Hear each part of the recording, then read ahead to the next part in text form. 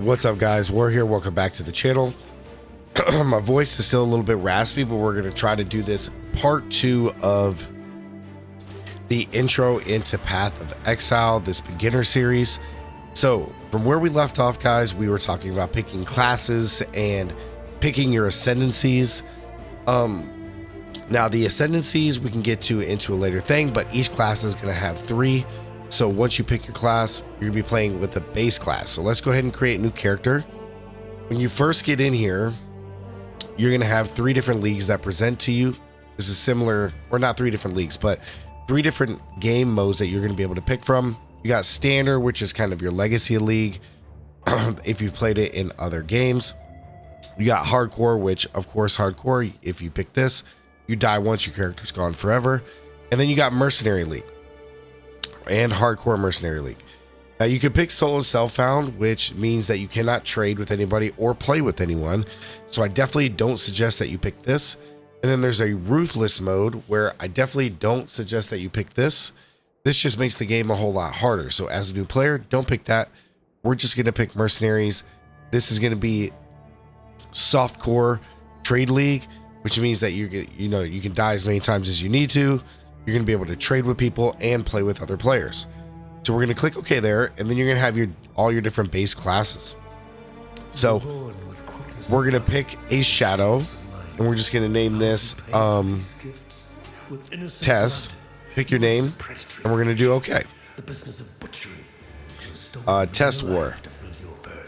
Oh, war PoE. Okay. So once you pick your character, the very next thing that happens is you get into the beginning of the game, where we're going to be talking about skill gems. Now there is a tutorial button down here. I'm going to hide my camera briefly. There is a tutorial button here, which is great. If you don't want to skip these, don't click that. It's going to give you all of the tips to get through the very beginning of the game. So what we're going to do is we're going to activate our character. And the first thing that they give us is a weapon. This weapon is going to change based on the character that you're playing. So you're going to pick this up, and it's going to auto equip. This is your inventory slots. So you're going to notice that the weapon has 2 sockets. Sockets are where we're going to put skill gems, and the number of sockets can change on items and gear pieces. So next thing that we're going to do is go talk to this dying exile. And then we're going to stab this guy, because we have a basic attack here. He gave us Viper Strike and Gauntlets. So now we have Gauntlets, and as you can see, the tutorial pops up, and it's going to show you skill gems grant powerful skills. Now I'm going to skip these, but I definitely advise that you put these on, because it's going to give you even more insight into the game. So skill gems. How these work are way different than having a skill tree where you're picking skills that you're going to attack with. In Path of Exile, in comparison to other games, you have attack skills like this Viper Strike, which can be used on any class and can be used as long as you have a green socket. The way you know that you can use this is there's 3 different color gems. There's red, blue, and green. These are the 3 main color gems, and to put them into your weapons and gear, you need the coordinating colors. So as you can see here, my gauntlets have a red and blue socket, which they cannot go in, but my dagger has a green socket, which, boom, we click it, we put it right in there, and then you can see that I have a skill that appears down here on my bar. So what Viper Strike is, it's an attack, it's going to do some chaos damage. You're going to see a DPS number there, mana cost, and an attack time. It does not matter where the gem is put into your gear socket. So for example, let's say the gauntlet did have a green socket. I could put this in the gauntlet and it would still pop up and attack with. So it's not directly based on, what weapon you're using. We'll get into all that later, but for the purposes of skill gems, they can be placed in any gear slot. It does not matter. For right here at the beginning though, pretty much every class you're going to get your weapon and you're going to get a corresponding gem that's going to allow you to put it into the socket. Next thing to talk about gems is there's a lot of information on these gems. Okay, at the very top, you're going to have attack, duration, melee, strike, and chaos. These are the keywords that allow you to scale this particular attack. You can see that there's a level of the gem. It's level 1. All gems can go to level 20, or they can go higher if you corrupt them. Every gem or attack or spell gem has a cost. You can see of 6 mana. It has the attack damage, which is 155% of the base, and effectiveness of added damage is 155%. It requires level 1 to be able to use this. Now, everything else below this in that teal color is just kind of the description of what happens when you use the skill. The dark blue below that is 30% less attack speed if you're dual wielding with this weapon. Each weapon hits differently, dealing less damage. The base duration is 4 seconds, and then 60% of your fizz damage is converted, and you have a chance to poison on hit. So there's a lot of information on here.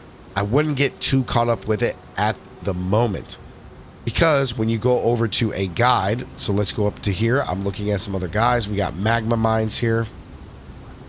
So if we go look at lightning strike, or if we go look at magma mines, right? If we look at magma mines, I would definitely advise doing max roll, or if you want to follow another guide that has great explanations in the POB, I definitely would suggest doing that, because when you come in here, you're going to have a general overview, but the big thing is build info and then leveling. So when you come over to this leveling tab, don't worry about the passive tree at the moment. We'll get to that in a second. But on the left side here, you're going to see that it's going to show the gems that you need, the support gems that you need, and what colors you need for these. As you advance the ticker, it's going to show as you're leveling up that, hey, at level 10 on this rolling magma, I'm going to add another gem to support it, to have it deal more damage. And then, hey, I'm adding more gems into my gear. It also has a very great thing for new players, is this section here, where it tells you what level you get the gem and where you get it from. So rolling magma is Act 1 enemy at the gate, or you can you can buy it from Nessa. The elemental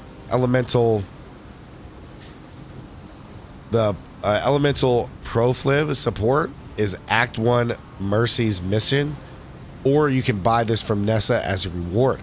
So this is great. It tells you exactly where you get everything. So if you're all caught up like, oh crap, where do I get this gem that I need? It's going to tell you. Also on the right hand side here, there's a whole campaign guide which you guys can follow to help get you through the campaign, which is awesome. And then it'll tell you link rolling magma to elemental proliferate support, and then when you hit level 8, you add in combustion. It tells you some interesting gear pieces to try to look out for, but this gives you nice tips and tricks all the way through. It'll also show you progression as you continue to go through the game, and a little bit more of an in-depth explanation, as well as FAQs if you have any issues with whatever build that you're playing. So I definitely suggest that you guys do that. On POBs, I will show you that like there's things that a lot of people do. So when you come over here to skills, they'll have a leveling 1 to 31 where you can see the rolling magma and it shows you all 3 in here. And then when you get to 31, they're saying, hey, swap out these gems for these gems. This is a little bit more complex to a newer player. So, but if you can understand it and kind of get it, it is very good information because it gives you a lot more stats than the written guides, but I think these are more appeasing to newer players. So after that, now what we can do is start the game. We're going to advance through. Now there's a lot of things down here on the keys. Left click is how you're going to move around. However, in the space bar, you can use move only. So if you want to use space bar as your move, you can definitely do that.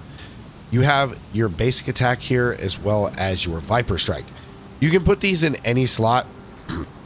You can have Viper Strike be in every slot if you wish. So that way, no matter what button you press, you are going to Viper Strike, etc. Okay, so you can add these and take these away just by clicking. One other thing to note is that if you click on this, there is the always attack without moving.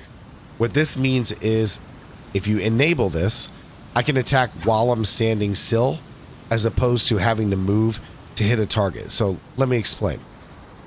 When you come up to against an enemy here, so if we can find one, I have to run up and it'll swing. It'll automatically have me go run up and attack.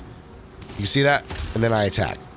But if we enable this, and we find another enemy, as I'm moving, I'm just going to attack in slot in the space and not run up to the character. So like to the enemies. So it's going to give you a little bit more like customization and like control over your character depending on what skill that you are using. For melee skills, it's kind of fine. You can just come up, you know, you can turn this thing off and just right click on a guy. Your character will go up and swing and then boom, they're dead. For range skills, I definitely would suggest having this clicked, or any kind of spells that are ranged. So if you're using a bow, or if you're using a staff and using like spark, or you're using lightning arrow or something like that where it's a range skill, being able to stop in place is a huge thing. So guys, that's the intro into gems as well as some of the gear.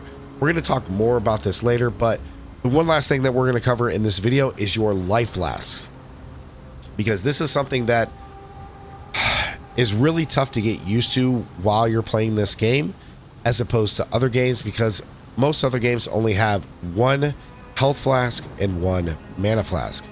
However, in Path of Exile, you have 5 slots here, and you can put them in whatever order you want, and you can come down here and configure them however you want to whatever keybinds that you wish. So as you're going through, flasks have a few things here. It's going to require or recover 70 life over 3 seconds. It consumes 7 of 21 charges, and it currently has 21 charges. So this means every time you use it, it's going to consume 7 of the 21 and heal you 70 life. Same thing with mana. You recover 50 mana. It consumes 6 of 24. Now, even though my mana and my life are maxed, I can't spam this, right? Like I can't use this if my life and mana are low or not at max, which is a good thing because you don't want to get into the habit of like spamming and you run out of potions. Every time I use my skill, oops, let me throw Viper Strike back in there. Every time I use my skill, it takes my mana, and then when I get hit, I lose life. Pop a potion, pop a potion. The one thing that is the straightforward thing, you need multiple of these to get through the campaign and into the game. Thankfully, later in the game, you're going to be able to have these auto triggers, so you never have to press them again. The only ones that you will have to press are mana and life flasks. There is utility flasks that allow you to do other things, but in the beginning, all you care about is life and mana. So you will have to manually press these all the way through the game, which does suck as you can continue to get more and more skills on your bar. So for example, if I have a bunch of skills here, let's say I'm using all of these skills for my build, or I want to, now I have to press 1, 2, 3, 4, and then I also have to press Q, W, E, R just to pop these potions. Excuse me. At first, I was very overwhelmed by this as a newer player, but over time you get used to it. It's not too bad. Just make them very quick keybinds that you can press, or you can run back and then press them and then move your hands back to whatever attacks that you have on your build. So yeah, guys, that's it. That's going to be part 2 of the beginner's guide. I hope this really helps getting into the game and understanding skill gems as well as gear pieces. We're going to be talking more about this as we keep going. But yeah, guys, like the video. Please let me know if you guys want to see more of this series. And as always, stay gaming, and I'll see you guys in the next one. Peace.